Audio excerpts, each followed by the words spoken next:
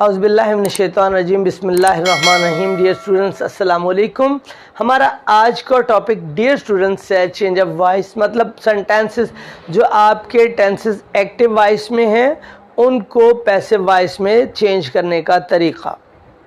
मैंने अपने last lecture में आपको एक बात बड़ी वाज़ेह बताई थी कि डियर स्टूडेंट्स 6 कॉमन रूल्स मैंने आपको टीच किए और मैंने आपसे कहा था कि अगर आप उन 6 कवानीन को 6 रूल्स को अच्छे तरीके से समझ लें, उनको नोट डाउन कर लें और फिर जब आपको वो तमाम ज़हन नशीं हो जाएं, फिर नेक्स्ट लेक्चर मतलब आज के लेक्चर में जब मैं आपको वो कल वाले रूल्स को फॉलो करते हुए एक्टिव वॉइस को पैसिव में चेंज करूंगा तो आपको पता चलेगा कि ये तो बहुत आसान काम है। हमारे पास आज जो सेंटेंसेस मैं रखूँगा वो रखूँगा प्रेजेंट इंडेफिनेट के, फिर नेक्स्ट प्रेजेंट कंटिन्यूस के, फिर परफेक्ट के, एंड सो ऑन। हम चलेंगे one by one, day by day करके, स्टेप बाय स्टेप, तो फिर आपको खूब वो समझ आ जाएंगे।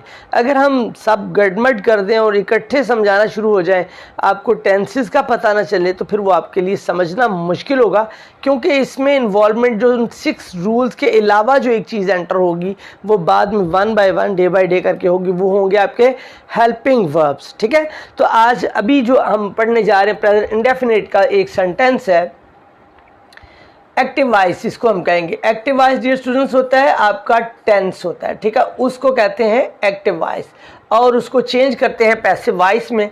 आपका पहला सेंटेंस जो एक्टिव वॉइस का है वो ये मैं लिख रहा हूँ, दे मेक अ नॉइज, वो शोर करते हैं, दे मेक अ नॉइज,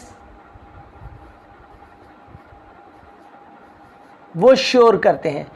अब मैंने आपको लास्ट जब लेक्चर था डियर स्टूडेंट्स में बताया था कि आपने एक चीज़ को देखना है, वो क्या है कि हमने सबसे पहले जो कॉमन बात है वो ये कि तमाम पैसिव वॉइस में third form of verb use होती है, तीसरी जो वर्ब है फॉर्म है वर्ब की वो यूज़ होती है। और दूसरी बात है आपका जो सब्जेक्ट है आपने उसको ऑब्जेक्ट बनाना है और ऑब्जेक्ट को आपने सब्जेक्ट बनाना है। तो अब देखिएगा आपका ये ऑब्जेक्ट आपका ये है, ये सबसे पहले ये क्लियर होना चाहिए कि सब्जेक्ट कौन सा है। तो ये आपका है dear students subject means doer जो काम करता है। आपका वर्ब कौन सा है, ये आपका डियर स्टूडेंट्स वर्ब है। ये आपको हर सेंटेंस में चीज़ें क्लियर होना चाहिए। अगर आपको ये पता चल जाती हैं तो फिर आपको चेंज ऑफ वॉइस बिल्कुल भी मुश्किल नहीं होगा। और ये जो नॉइज़ है ना या आ नॉइज़, ठीक है, ये पूरे का पूरा आपका ऑब्जेक्ट है। जब आपने ये चीज़ें तीनों सीख ली, आप ये सब समझ लीजिए कि कॉमन, अगर मैं इसको कहूँ ना कि ये सब चीज़ें ये क्या हैं, तो आप इसको तरतीब इस तरह देंगे तो ये आपका वर्ड बन जाएगा स्वो। कैसे?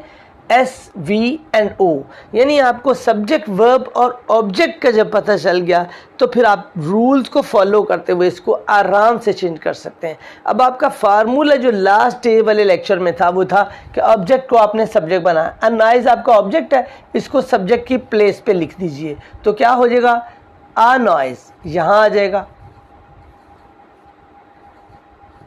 और सब्जेक्ट को ऑब्जेक्ट की जगह पे रख दीजिए, यानी एंड पे हम फर्जी तौर पर रख देते हैं। ठीक है, तो अब हमने दे रखा है ना यहाँ पर, तो दे का ऑब्जेक्टिव केस बनाएंगे, वो बाद में बताता हूँ।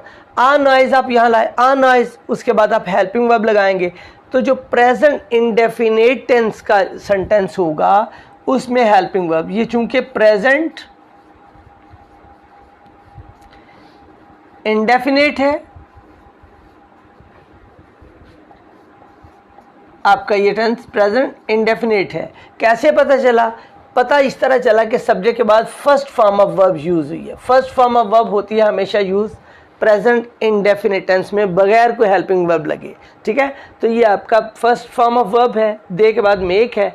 आपने जज किया कि ये आपका प्रेजेंट इंडेफिनेट है, यानी पहले आपको टेंसेस पे अबूर होना चाहिए ना। तो ये देखिए फर्स्ट फॉर्म ऑफ वर्ब लगी, प्रेजेंट इंडेफिनेट आपने जज कर लिया। तो याद रखिए चेंज करते वक्त पैसिव वॉइस में जो हेल्पिंग वर्ब है वो इज़, एम या आर होते हैं। इसके हेल्पिंग वर्ब इज़, एम और आर। तो आ नॉइज़ सिंगल है, चूँकि आपका ये सब्जेक्ट अब बन गया, ये सिंगुलर है ना शोर, आ नॉइज़, तो यहाँ इसके बाद हेल्पिंग वर्ब आप इज़ लगाएंगे। और फॉर्म ऑफ वर्ब थर्ड, ये वर्ब है, मेक की form made. A noise is made, आगे आप बाय लगाएंगे, और जब आपने सब्जेक्ट को ऑब्जेक्ट बनाया तो दे नहीं रहेगा बल्कि दे का देम हो जाएगा।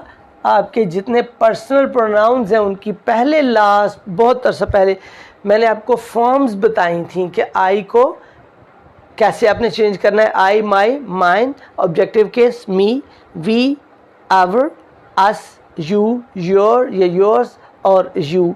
इस तरह से वो ऑब्जेक्टिव केस प्रोनाउंस के बनाना आपको सिखाए थे। तो अब आपने दे को देम में चेंज कर दिया।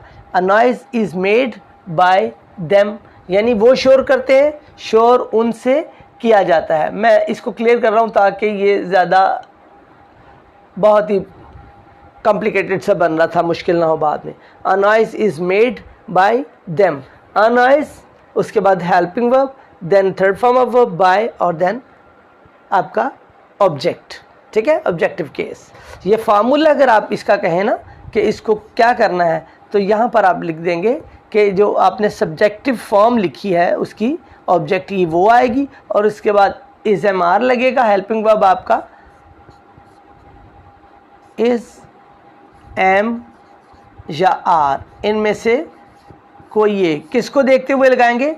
आप सब्जेक्ट को देखते हुए लगाएंगे। ठीक है, आपका जो सब्जेक्टिव केस है अगर सिंगुलर होगा तो इज लगेगा, अगर यहाँ पर आई होगा तो एम, अगर प्लूरल फॉर्म में सब्जेक्टिव केस होगा तो आप यहाँ पर हेल्पिंग वर्ब आर लगाएंगे।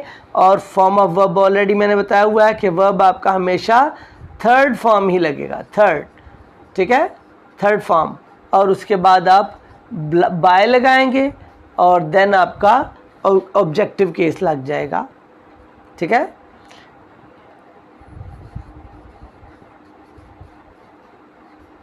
सब्जेक्ट का ऑब्जेक्टिव केस।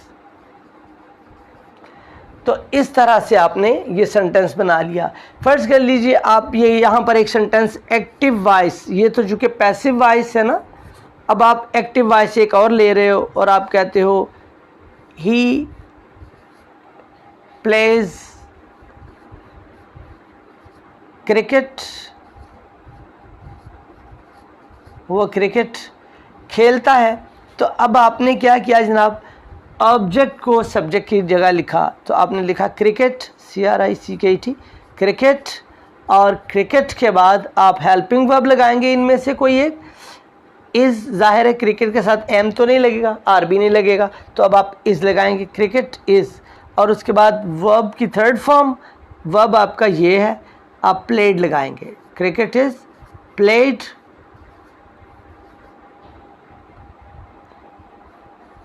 बाय। अब आपने बाय किसके, आपने सब्जेक्ट को ऑब्जेक्टिव केस बनाना है, यानी ऑब्जेक्ट की प्लेस पे लिख के उसका जो फॉर्म है वो भी चेंज करनी है। ये अभी जो आपका प्रोनाउन है वो सब्जेक्टिव फॉर्म में है, तो आपने इसको ऑब्जेक्टिव में बनाना, ही से बनेगा स्टूडेंट्स हिम।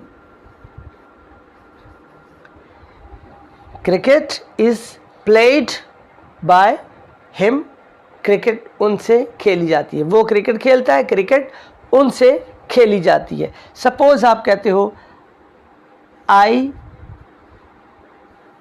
ईट फूड, मैं खाना खाता हूँ।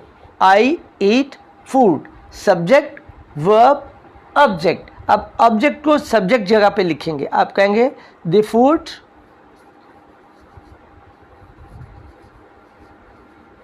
और फूड चूंकि सिंगुलर है आपका सब्जेक्ट तो आप इधर इज लगाएंगे हेल्पिंग वर्ब, और वर्ब की फॉर्म तीसरी करेंगे, eat ate eaten, the food is eaten, और आगे बाय लगाएंगे, और बाय कौन खाता है, मैं खाता हूँ, मैं की objective case me, I eat food, food is eaten by me, खाना मुझसे खाया जाता है।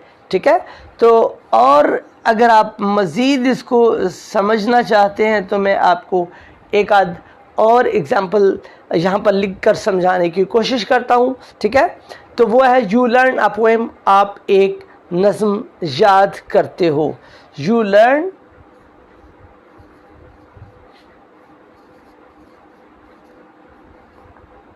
a poem आप एक नज़्म याद करते हो। तो अब देखिए यहाँ पर ये सब्जेक्ट है, ये वर्ब है और ये आपका ऑब्जेक्ट है।